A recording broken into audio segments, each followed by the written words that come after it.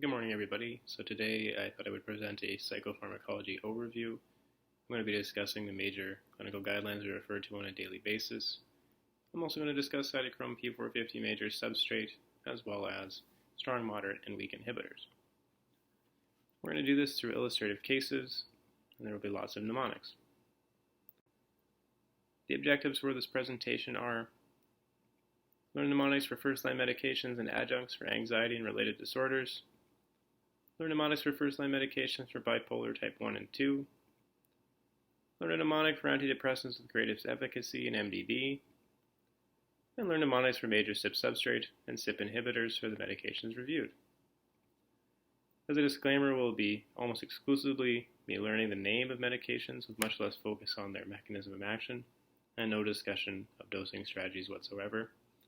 For those interested in that material, I included a more robust pharmacology PowerPoint presentation in the zip folder I sent out prior to this presentation. In the folder are handouts that are more relevant to providing clinical care that residents and other practitioners might find useful. This presentation serves somewhat as a level 1 to help you become familiar with some of the guideline recommendations that are important to memorize for exams and licensing. So now for my day disclaimer. This is how I personally think about pharmacology and keep things straight at 3 a.m. on call. I'm sure it's not for everyone, and some people may find it a little bit cringy, particularly the cases. I've tried to use humor in preparing them, as well as the mnemonics, but obviously mental health is no laughing matter. I'd like to thank you guys in advance for participating.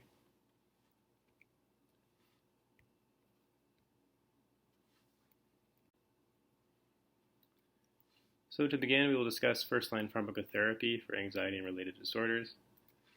As you can see here, I have a star, and written around it are GOPPS. These stand for the anxiety and related disorders that we'll cover today: generalized anxiety disorder, OCD, panic disorder, PTSD, and social anxiety disorder. So for case 1, Dave is a 28-year-old male college student with no previous connection to psychiatry. He reports struggling with always feeling worried, which has been a lifelong struggle, but worsened in his teenage years as he transitioned from high school to university. He reports feeling restless and tense, particularly when stressed with final exams, and experiences initial insomnia more days than not, due to not being able to shut my mind off. Concentration has been an ongoing concern as well, and he tells you that it's been particularly difficult to put together a PowerPoint for his classmates. ADHD scales do not support that diagnosis. So these cases will generally follow the same format. First I'll ask what the diagnosis is, and then I'll ask about pharmacology. So if someone could tell me what the most likely diagnosis is, I'd appreciate that.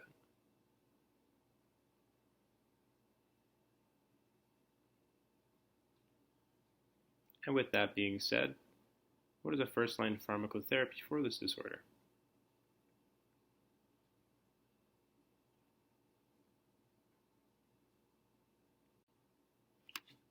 Alright, so this is generalized anxiety disorder, and there are several medications that are first-line recommendations for treatment of this disorder.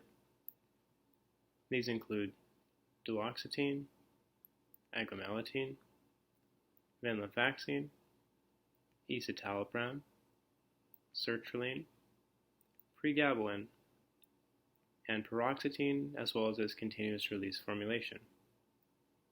The mnemonic is Dave's PowerPoint. So these are the first-line medication treatments for generalized anxiety disorder. These are the medications that we might suggest to assist Dave with his current struggles. And on to case 2. Anne is a 48-year-old orofacial surgeon transferred to your office after her longtime psychiatrist relocated to another province. Her history is significant for obsessive-compulsive disorder and comorbid obsessive-compulsive personality traits diagnosed when she was 21. At that time, clomipramine and CBT were effective in reducing obsessive and intrusive homicidal thoughts about killing strangers. Once these distressing symptoms remitted, pharmacotherapy was discontinued. Obsessive-compulsive traits have persisted, and indeed Anne has come to see them as an asset in her professional life. Most notably, she is a self-described perfectionist and prefers that her workspace be effing spotless. During your appointment today, Anne breaks down after sharing that her husband of 20 years passed away in a helicopter crash 2 months ago. Since this tragedy, she has experienced recurrent, intrusive, dystonic thoughts of murdering her patients during procedures. These thoughts have been so intense that she has taken a leave of absence due to the fear that she will not be able to prevent herself from murdering a patient. Can somebody tell me what the first-line medications options are for OCD?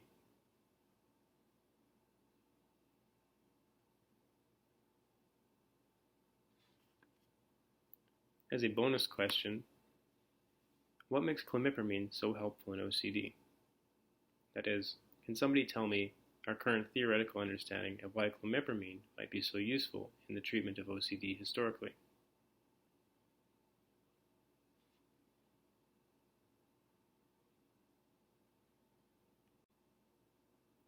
So we can use Anne's predilection for keeping her environment obsessively tidy to remember the 5 first-line options for OCD. They are escitalopram, fluoxetine, fluvoxamine, sertraline, and paroxetine. The mnemonic is effing spotless. So back to clomipramine. If we compare the 3 most common TCAs, that is clomipramine, amitriptyline, and nortriptyline, we see that clomipramine is the most serotonergic of these 3 medications. So prior to the development and popularity of SSRIs, clomipramine makes sense as a treatment in light of our first-line pharmacotherapy for OCD. And of course, as you notice here, all of these first-line options are SSRIs, so highly serotonergic medications. So on to case 3.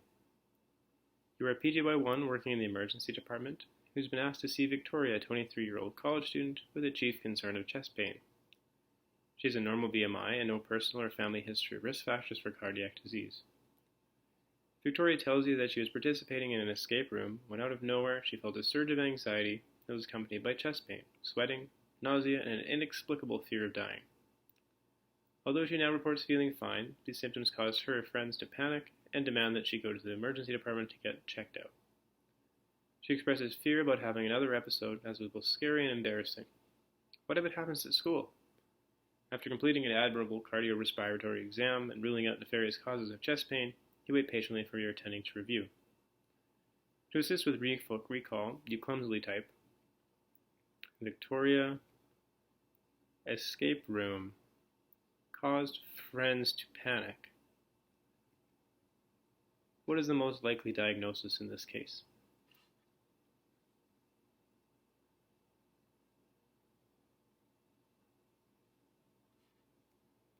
And with that understanding, what are the first-line medication options for this disorder?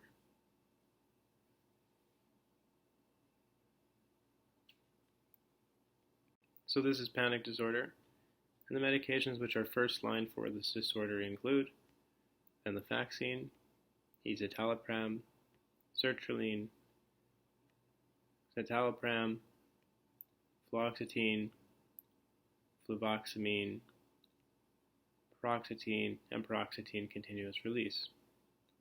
The mnemonic is VESC F2P, or Victoria escape room caused friends to panic.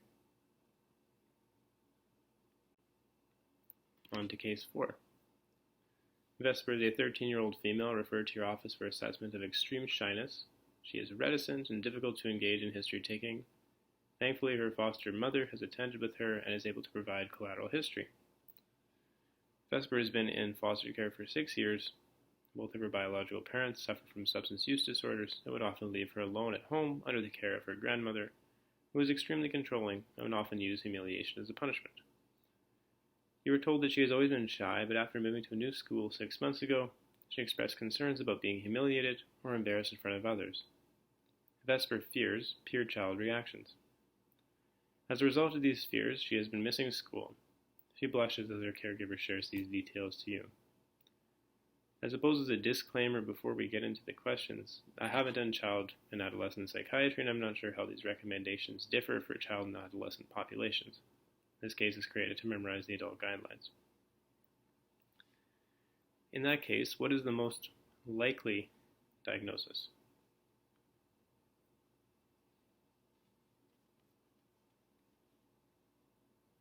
And with that understanding, what are the first-line treatments for this disorder?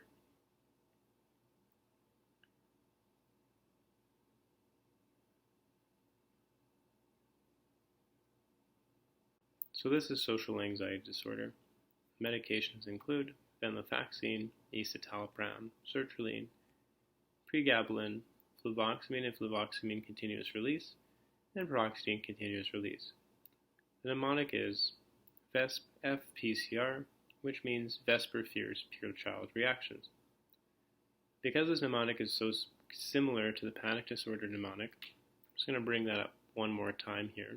So panic disorder was VESC-F2P, and these are the medications that were subsumed under that mnemonic.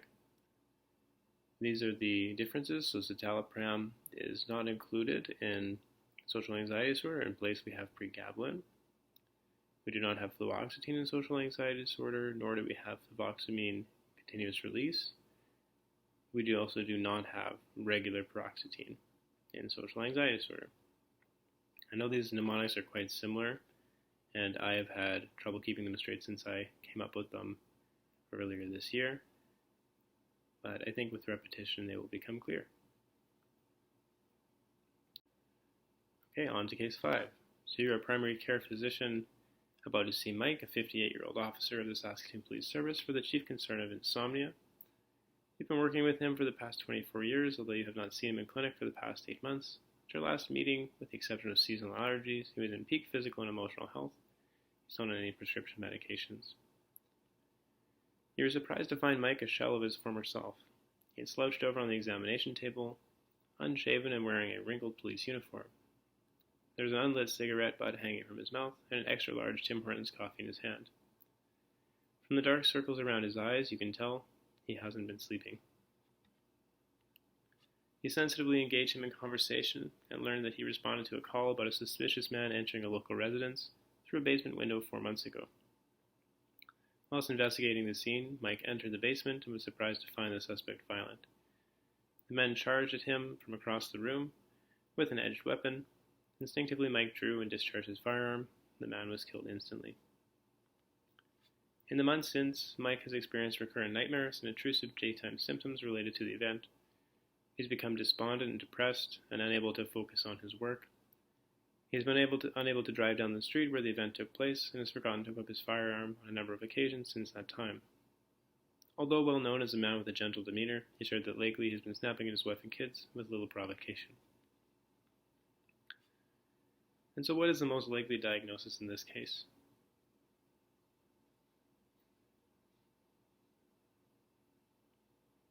And with that understanding, what is the first-line medication for this disorder?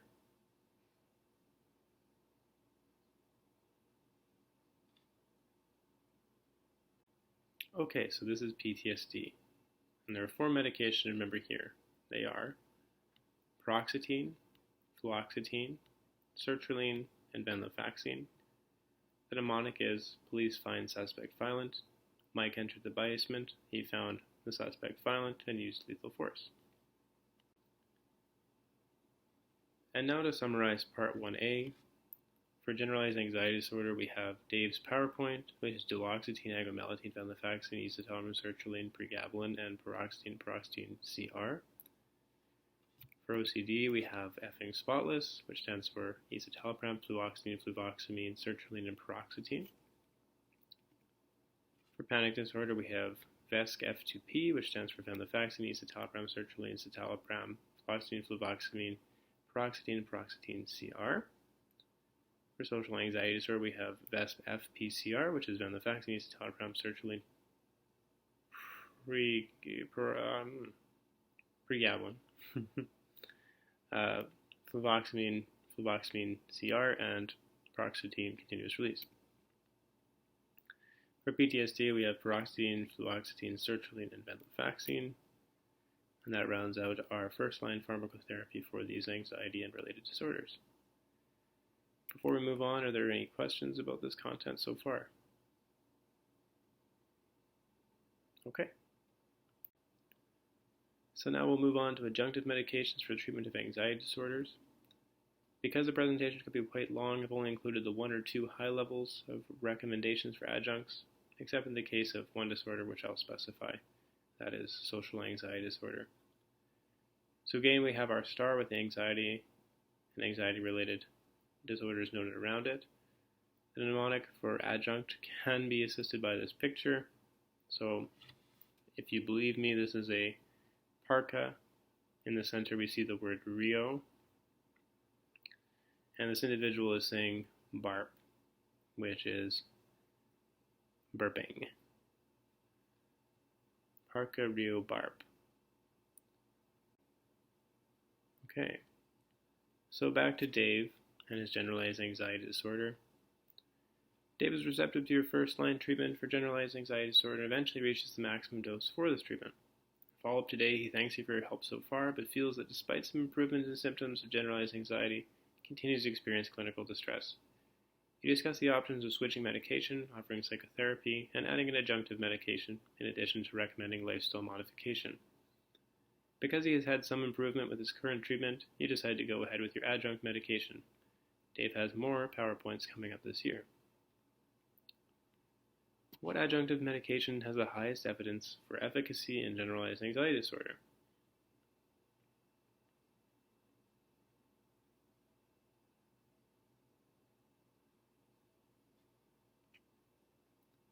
And so before we move on, if you look to the top left, you'll see where it says GOPS P. This will slowly fill in as we go through the anxiety-related disorder mnemonics for the adjunctive medications in these conditions. So again, these are the first-line treatment options for generalized anxiety disorder. And at the top of the screen here, we see the first letter of our mnemonic filled in. As long as we did not start our patient on this medication, because it is also a first line, we can use it as an adjunct. And so the evidence shows that pregabalin has the highest efficacy as an adjunctive medication in a patient treated for generalized anxiety disorder. Okay, so back to Anne. So Anne is responsive to your first-line pharmacotherapy and her symptoms gradually improve over the course of 2 years. She was able to return to work and has started dating again. Continues to miss her deceased partner, but has been generally content with life and continues to keep things effing spotless. In follow-up, Anne tells you that she was recently asked to take on the role of program director for the orofacial subspecialty program. Symptoms of OCD have not returned, but she is concerned that they might as her stress load increases. She asks you, what can we do in the event the first-line options aren't enough? Well, what can we do? What adjunctive medications have the best evidence for OCD? If you look closely up at the top here, you'll see that the next part of our mnemonic, AR, has been filled in. And this is a hint for the medications we'll use here.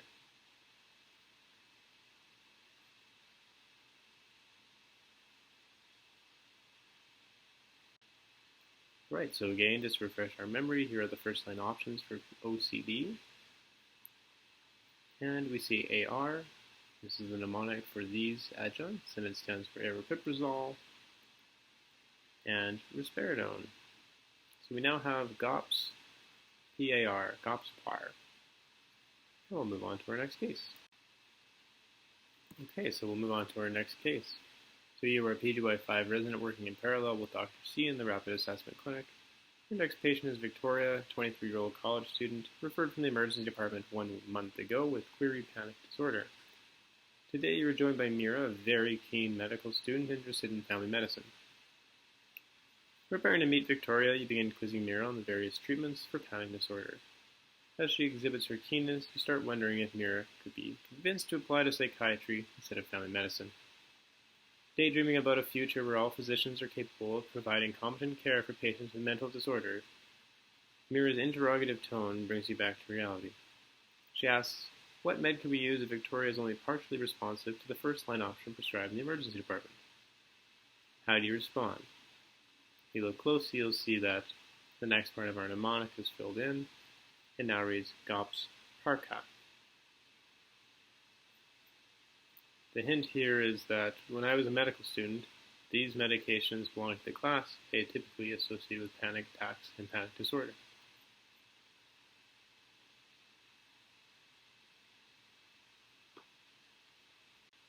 Okay, so this is a refresher. These are our first-line options for panic disorder. And the medications that are abbreviated with CA in our mnemonic are clonazepam and alprazolam. I think commonly we associate Ativan or lorazepam with panic attacks, but I think it's important for learners to recognize that a panic attack lasts around 30 minutes, and the onset of action of Ativan is about 30 minutes as well. So I think I would think about Ativan if symptoms of a panic attack were prolonged, but again, it would be better to have our patient on a good first-line treatment option for this condition before jumping onto the benzos. Okay, back to Officer Mike. So the three medications we'll be talking about are abbreviated REO. So it's the 1-year anniversary of the night Officer Mike was involved in the fatal shooting of an armed suspect who was investigating a break-and-enter. He has been perfectly adherent to his first-line treatment that you prescribed and has been attending trauma-focused therapy for the past 2 months. Mike attends your office casually but neatly dressed and clean-shaven. His affect is notably brighter, but the dark circles around his eyes are unchanged. Daytime symptoms seem to have improved, but hypervigilance and nightmares persist despite reaching the maximum therapeutic dose of his first-line treatment. Mike reports nightmares occurring 3 to 4 times per night, 4 to 5 times per week, and he's not been able to connect with a psychiatrist despite referral 1 year ago.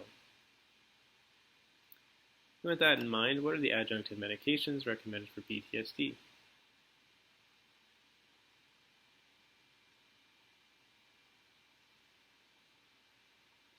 As a bonus question for our medical student colleagues, what medication is commonly prescribed for nightmares in PTSD?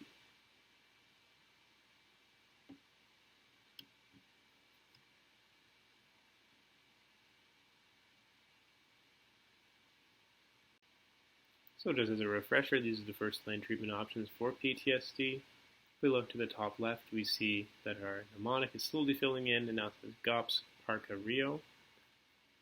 The REO stands for risperidone, cytochrome, and olanzapine. And now back to Vesper. Vesper, now a 22-year-old scientist with a master's degree in bioengineering, attends your office with her partner Dylan. Although there has been much improvement in symptoms of social anxiety disorder, she still has difficulties making small talk and blushes easily. After failing trials of sertraline and escitalopram, she found success with venlafaxine, which she has been taking every day for several years. She tells you that she made the appointment in order to discontinue venlafaxine. You see, she recently connected with her biological sister and learned that both of her parents and several siblings have been diagnosed with bipolar disorder. Dylan, a pharmacist, expressed his concern about Vesper continuing to take venlafaxine given her genetic risk factors. Collaboratively, you decide to switch to pregabalin. Vesper asks, if things get worse, are there other meds that you could add to help my anxiety?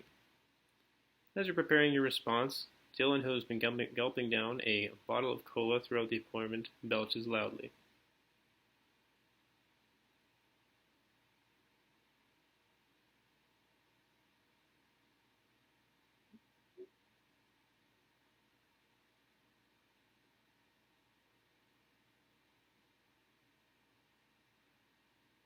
I don't know if it makes it less cringy if I acknowledge how cringy that was. But anyways, so as the sound reverberates off the walls, Vesper turns bright red and stares at the floor. What are the adjunctive medications used in social anxiety disorder? They are abbreviated BARP or BARP.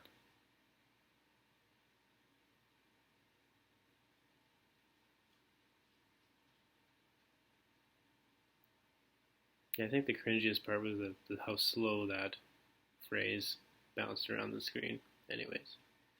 Okay.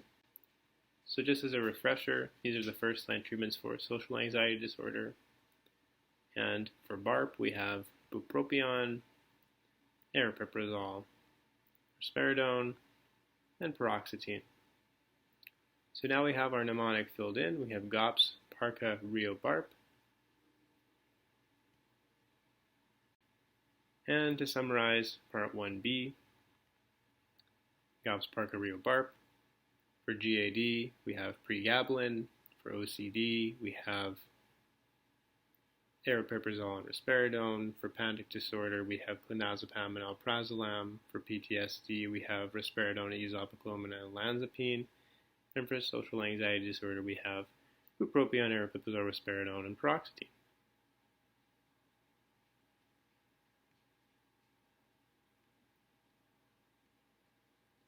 And before moving on, if there are any questions, please feel free to ask.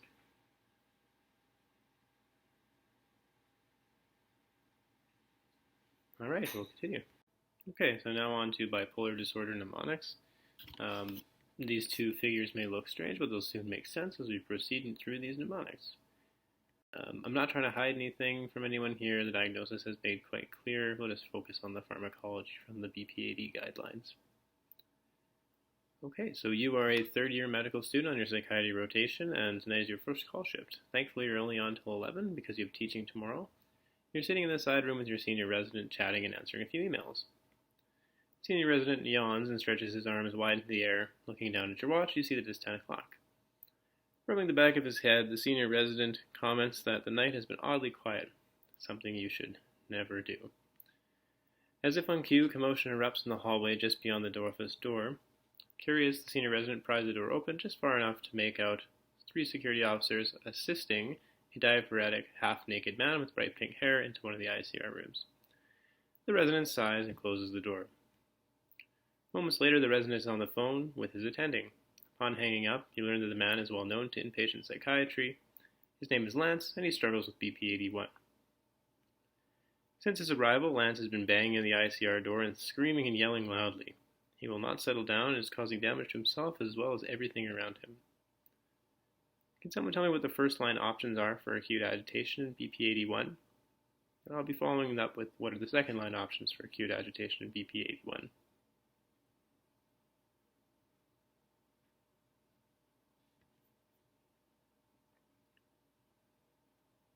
Great, and regarding these second line options, I would say that they're maybe not as commonly known as falling under this heading, but they are quite commonly used. All right. So for our first line medications for acute agitation, we have aripiprazole, diazepam, loxapine, and olanzapine. And the mnemonic for these is ALLO, A-L-L-O. Then to round that out, we also talk about the delivery format. So aripiprazole is IM, diazepam is IM, loxapine is intranasal, and olanzapine is IM. So to round out that mnemonic, we have ALLO, I's. For our second line medications for acute agitation, we have acenapine, haloperidol, risperidone, and ziprasidone. And these are part of the mnemonic R's.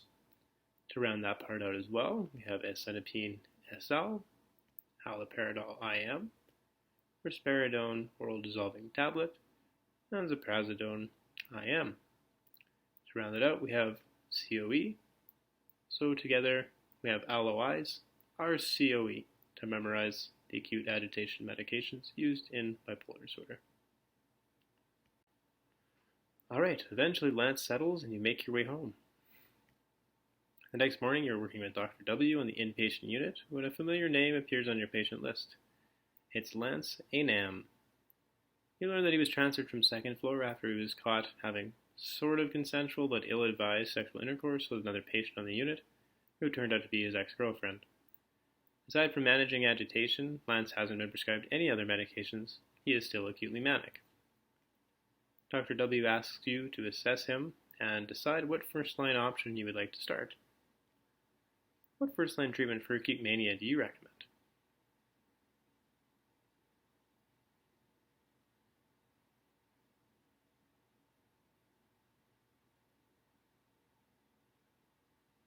And just to note, first-line recommendations for acute mania include single medication preparations as well as combinations.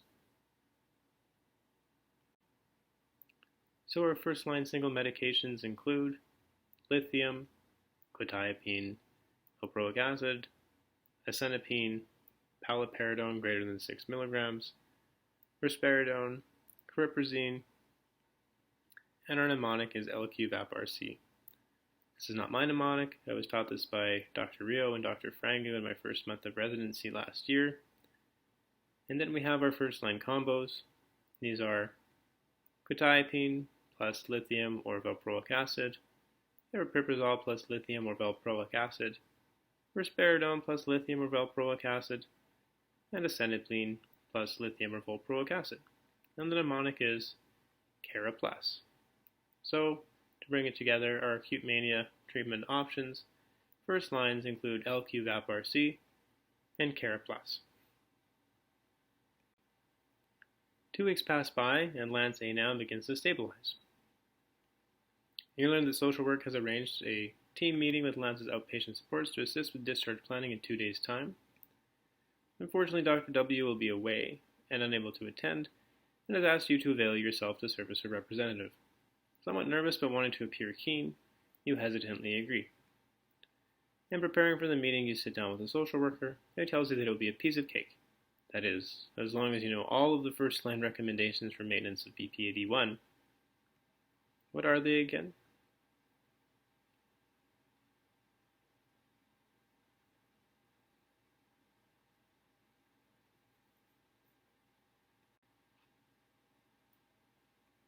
And so our medication options for maintenance include asenapine, lithium, quetiapine, valproic acid, aripiprazole, and lamotrigine. The mnemonic is AL-Q-Val, and this picture here has some explanation required, I think. So if we look at the Q and the A, Q stands for quetiapine, A standing for aripiprazole. We see that both of these medications can be in combination with lithium or valproic acid. Additionally, aripiprazole can be given oral or IM. That's why we have these 2 other lines. So again, it's AL-Q-Val. Months go by, and with it, what remains of medical school. Having come to your senses, you applied to and were accepted to the psychiatry residency program of your dreams at the University of Saskatchewan. Tonight is your first call shift with the letters MD behind your name, and you're eager to prove yourself. Well, look who it is. Lance A-Nam is back in the emergency department. In sharp contrast to the loud, animated, and disinhibited man you met in clerkship, you find a quiet, despondent, and overtly depressed and tearful individual, with a suitcase at his feet and a bandage wrapped tightly around his right forearm. What are the first-line recommendations for treatment of depression in BP81?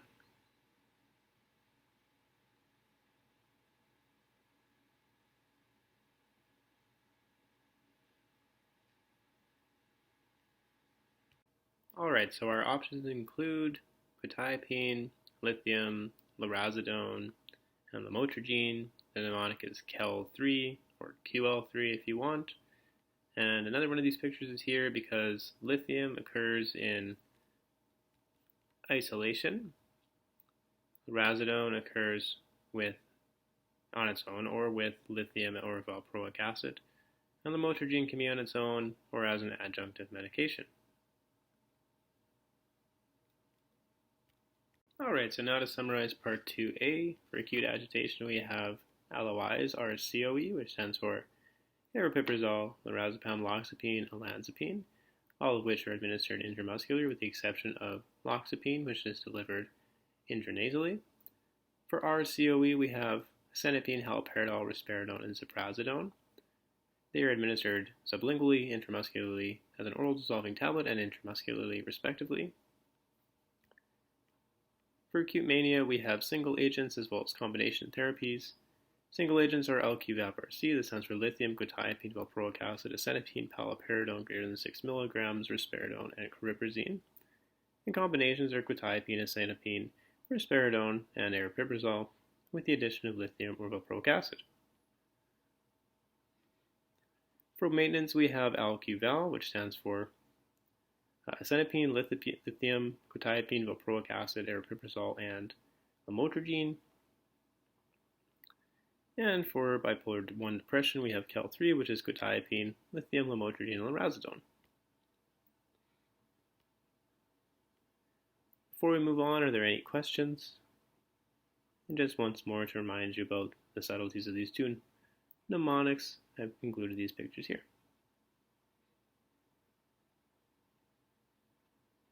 Okay, if there's nothing further, we'll move on to type 2. Alright, so now we'll talk about bipolar disorder type 2. Alright, so again, I'm not trying to hide the diagnosis. We're going to focus on the pharmacology here. So you're a PGY1 participating in an elective at the Student Wellness Center with Dr. Holt. Today you've been asked to interview Miranda, a 24-year-old patient that Dr. Quinn diagnosed with ADHD in childhood. On assessment, Miranda appears tearful and affirms almost all of your MCGCAPS questions. Typically a high-functioning PhD student, she reports that her productivity has steeply declined. Now plagued by low motivation, she expresses the fear that she'll never get better. I just don't understand it, she cries, head in hands. Things were going so well. Just the week before, I was getting so much work done and had so much energy. I was so confident, and even though I was working around the clock and sleeping only a few hours per night, I never felt tired. I felt so good. Review of systems is significant for previous episodes of depression, as well as what you think were hypomanic episodes. What is one of the first-line treatment options for bipolar type 2 depression? The hint will be that there's only one medication.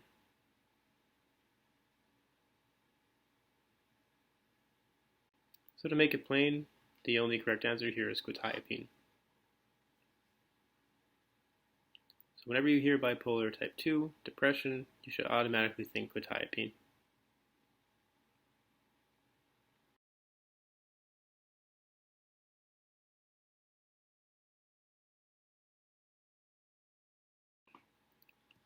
Your time at Student Wellness Center flies by, and now is your last day on the rotation before moving on to internal medicine.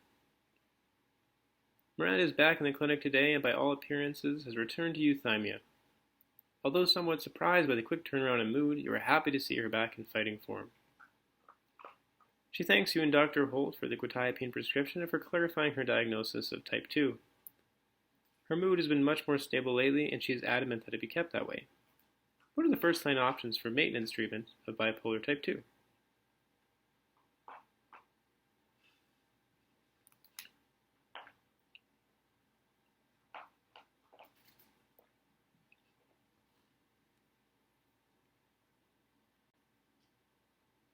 And so they are quetiapine, lithium, and lamotrigine. And the mnemonic I use is Q-tail, although you could probably say Q2L and be correct, but this is the way I've typically remembered it myself. So that wasn't very long, but just to summarize, bipolar type 2 depression, you automatically think quetiapine, and for type 2 maintenance, you think of quetiapine, lithium, and lamotrigine. Are there any questions before we move on? Okay, so now on to antidepressant considerations. Alright, so what are the 6 antidepressant medications with greater efficacy based on meta-analyses mentioned in the CANMAT guidelines?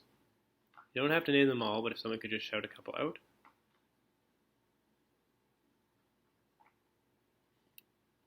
Okay, so to help out with this is the table from the CANMAT guidelines presented in a slightly different format. I suppose you could work backwards from the comparators to find the answer, but to make it more explicit, the mnemonic I use is EMS-VAC, which stands for escitalopram, mirtazapine, sertraline, venlafaxine, agomelatine, and citalopram. And again, that mnemonic is EMS-VAC. We're not going to have a summary slide here because we're all smart people, and I think we can move forward safely into our cytochrome P450 considerations. Okay, so now we'll talk about cytochrome P450 enzyme major substrate. I've color-coded this to make it easier as we go through these mnemonic vignettes. So what that means is that it won't so much be case examples so much as things to try and help us remember the connection between the mnemonic and the medications associated with it as well as the substrate. So for CYP1A2 we have the mnemonic VAC-NOAC. For CYP2B6 there's just one medication associated with this and it starts with the letter B. I'm sure many people can guess what it is already. For CYP2C19 the mnemonic is 2CME. For 2D6 the mnemonic is VP hard can biz. And for 3A4 it's COM LTC QB chaser. Although it's not a CYP enzyme, we'll briefly talk about polyglycoprotein ABCB1.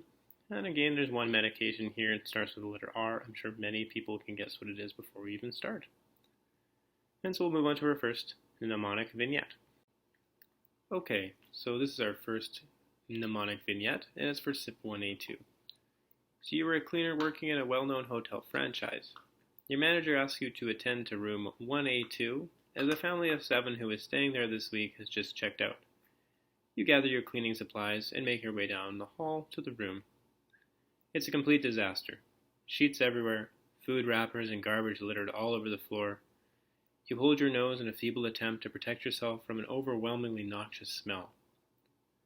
A pill bottle has been spilled all over the floor. You bend down to examine them. The pill bottle reads, Dabigatran. Ah, a DOAC. You vacuum the rest of them up, shaking your head as you reflect on the chaos before you. The mnemonic for CYP1A2 is VAC-DOAC, and it stands for venlafaxine, agomelatine, clomipramine, duloxetine, olanzapine, asenapine, and clozapine. Perhaps the most tested medication on this list is clozapine, and I think it's important to note the impact of smoking on CYP1A2. That is, the polyaromatic hydrocarbons produced in smoking process induce 1A2, and decreasing cigarettes can necessitate reduced doses of these medications. Okay, and now we'll move on. So again, similar to depression in bipolar type 2, there's just one answer when it comes to CYP2B6, and that's bupropion. And the way that I remember this is because CYP2B6 has a B in it, and bupropion starts with that same letter. Alright, so now for 2C19. You've really done it this time. It's the last joke you've made at your co-resident's expense. The straw that broke the camel's back. And now you've been sent to the program director's office for an emergency disciplinary meeting. Sweating and nervous, you review the email notifying you of the meeting. Dear Dr. Mean Resident, we have recently reviewed your conduct and find you in violation of Article 2C19 of the Resident Code of Conduct. As a result of your obvious moral failing, you will need to see me to discuss disciplinary action. How hip to use social jargon in such a professional email. Your meeting goes about as well as expected. Your punishment? Clean out the resident lounge fridge and take in the recycling. The mnemonic to remember 2C19 is 2CME, and it stands for clomipramine, moclobamide, citalopram, and escitalopram. For CYP2D6, our case reads, You've done it! You've convocated from your Bachelor of Commerce degree and are on your way to dominate the business world. First step, a job interview at the firm of your dreams with Vice President J.J. Jerkson, a hard-ass Canadian business leader with a penchant for grueling new grads. How hard can it be? The mnemonic is VP Hard Can Biz, and it stands for vortioxetine, paroxetine, haloperidol, aripiprazole, risperidone, duloxetine, clomipramine, amitriptyline, nortriptyline, brexpiprazole, and ziprasidone. This is probably one of the two main CYP enzymes that we commonly talk about in medicine, and many medications interact with CYP2D6.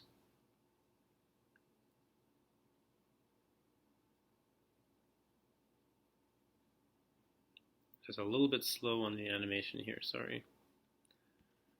Alright.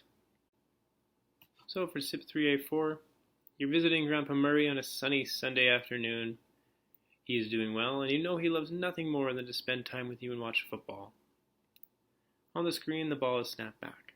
Finding no open players, Johnson makes a run for it. The once calm, long-term care is disrupted by Grandpa Murray's shouts of encouragement as the quarterback chaser flattens Johnson just before the goal line. Our mnemonic for 3A4 is CALM, LTC, QB Chaser, and it stands for clonazepam, alprazolam, levomilnazepam, mirtazapine, irazodone, trazodone, and citalopram, quetiapine, brexpiprazole, clomipramine, haloperidol, aripiprazole, sertraline, ezopiclone, and risperidone. 3A4 and 2D6 are probably the most common enzymes we'll talk about. And again, like 2D6, many medications interact with 3A4. For polyglycoprotein ABCB1, there is just one medication worth noting, and that's risperidone. I thought this was important to include because it's very commonly used, although it's not a CYP enzyme consideration. Alright, so now we're just going to summarize part 4A. For 1A2, we have VAC-DOAC, which stands for vilazodone, agomelatine, citalopram, duloxetine, olanzapine, acenapine, and clozapine. We have CYP2B6, which is one option, but propion. For CYP2C19, we have 2CME, which stands for citalopram, clomipramine, escitalopram, clobamide. I usually write it out in this 2x2 grid, so they have citalopram and escitalopram beside each other as an internal reminder. And then for 2D6, we have VP hard CAN-BIS, which stands for vortioxetine, paroxetine, haloperidol, aripiprazole, risperidone, duloxetine, clomipramine, amitriptyline, nortriptyline, brexpiprazole, and ziprasidone. And then for 3A4, we have COM-LTC QB chaser, which is clonazepam, alprazolam, levomilnazepam, mirtazapine, lorazepam, trazodone, citalopram, quetiapine, brexpiprazole, clomipramine, haloperidol, aripiprazole, sertraline, ezopiclone, and risperidone.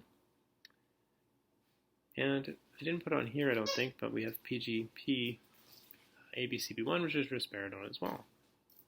So before I move on, are there any questions? Alright, so on to our last. And so as we move on, first a poem. So funny, people feel better. My mocking feels funny. Dad's weak. Funny mocking caves. Laugh funny. This is all about CYP450 enzyme inhibitors. Each of these words represents a medication, and each common word used here will continue to refer to the same medication throughout. First, we'll talk about strong inhibitors. So, funny, people feel better. And if you recall the color coding that we used when we talked about major substrate, that will still apply here. So, funny, people feel better. Funny refers to 1A2. People feel better refers to 2D6. And the medications are fluvoxamine, paroxetine, fluoxetine, and bupropion. For moderate inhibitors, my mocking feels funny. Dad's weak. And so 2C19 refers to mocking feels funny. And it stands for moclobamide, fluoxetine, and fluvoxamine. DAD stands for duloxetine, which is a 2D6.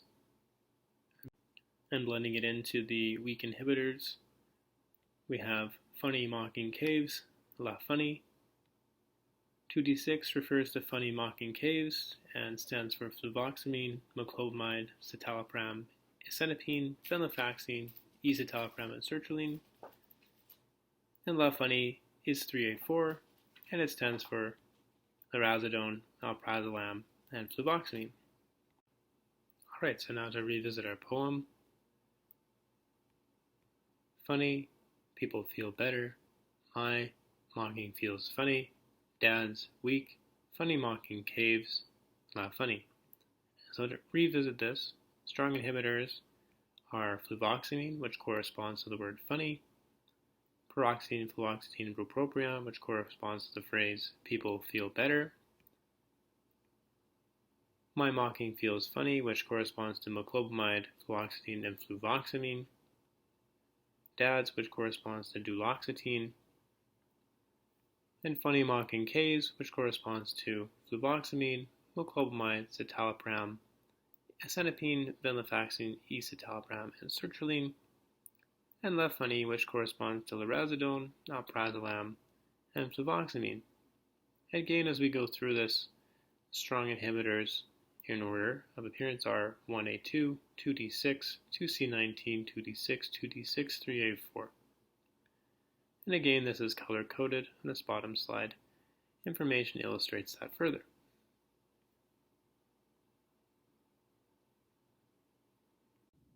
Okay, so I know that was a rather long presentation. We've reached the end.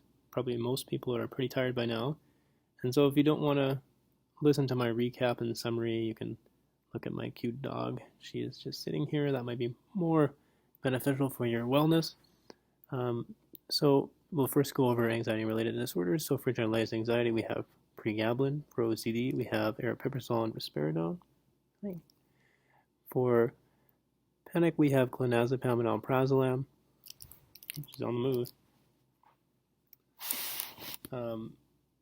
And for PTSD, we have risperidone, ezopiclone, and olanzapine. For social anxiety disorder, we have bupropion, aripiprazole, risperidone, and paroxetine. First lines for GAD are duloxetine, agomelatine, venlafaxine, citalopram, sertraline, pregabalin, paroxetine, CR. For OCD, they are escitalopram, fluoxetine, fluvoxamine, sertraline, and paroxetine. For panic, we have venlafaxine, citalopram, sertraline, citalopram, fluoxetine, fluvoxamine, paroxetine, CR. For social anxiety disorder, we have venlafaxine, escitalopram, sertraline, paroxetine, fluvoxamine, and fluvoxamine CR, and paroxetine CR. For PTSD, we have paroxetine, fluoxetine, sertraline, and venlafaxine. For acute agitation and bipolar, we have aripiprazole, lorazepam, loxapine, olanzapine, all of which are IM, with the exception of loxapine, which is a intranasal medication. And then we have asenapine, haloperidol, risperidone, ziprasidone, respectively. These are sublingual, intramuscular, oral dissolving tablet, and intramuscular. For management of acute mania, we have lithium, quetiapine, valproic acid, asenapine, haloperidone greater than 6 milligrams, risperidone, and cariprazine. Combinations are quetiapine, asenapine, risperidone, and aripiprazole, with the addition of lithium or valproic acid. For acute depression, we have quetiapine, lithium, lamotrigine, and lorazepam. And for maintenance, we have aripiprazole, lithium, quetiapine, valproic acid, asenapine, and lamotrigine. For treatment of bipolar 2 depression, we have quetiapine, and for maintenance, we have QL2 or Q2L, Qtail, which is quetiapine, lithium, and lamotrigine. For major depressive disorder, we have 6 medications with clear efficacy in meta-analyses. We have escitalopram, mirtazapine, sertraline, venlafaxine, agomelatine, and citalopram. Just get a better angle of the cute dog. For our CYP1A2 substrate, we have vilazodone, agomelatine, clomipramine, duloxetine, olanzapine, asenapine, and, of course, clozapine. And then for 2B6, we have bupropion. For 2C19, we have citalopram, clomipramine, and moclobamide, and escitalopram. For 2D6, we have vortioxetine, paroxetine, haloperidol, aripiprazole, risperidone, duloxetine, clomipramine, amitriptyline, nortriptyline, brexpiprazole, and ziprasidone. For 3A4, we have clonazepam, alprazolam, levomilnazepam, mirtazapine, lorazepam, trazodone, citalopram, quetiapine, brexpiprazole, clomipramine, haloperidol, aripiprazole, sertraline, ezobiclone, and risperidone. And for our inhibitors, we have the mnemonic funny people feel better, my mocking feels funny, dad's weak, funny, mocking, caves, love, funny. So we have here fluvoxamine, paroxetine, fluoxetine, bupropion, moclobamide, fluoxetine, fluvoxamine, duloxetine, fluvoxamine, moclobamide, citalopram, agomelatine, venlafaxine, escitalopram, sertraline, lorazepam, alprazolam, and back to where we all began at fluvoxamine. And so that's everything I have for you guys. I know that's nearly an hour. Hopefully I find a way that I can upload this summer so that if we don't get through all of it, at least the reference is there. Again, the focus here was on mnemonics and just knowing the names of medications and things to think of when you're on call. We didn't go over mechanism of action really in depth at all, nor did we talk about dosing strategies and side effects. I think that the attachments I've put into the zip folder should be very helpful for going through that at your own pace, and those references will probably be more useful on call. I have put a copy of my pharmacology notes for anxiety-related disorder, disorders, depression, bipolar affective disorder, and even antipsychotics in the emergency department. You guys can access if you want. If anyone has any questions or anything like that, you can feel free to email me or text me or track me down. I'm happy to help with whatever people require. So thanks very much for your attention to this. I know it's It's been very long, so I hope everyone has a great start to your week and a good Monday, and thanks so much. Bye.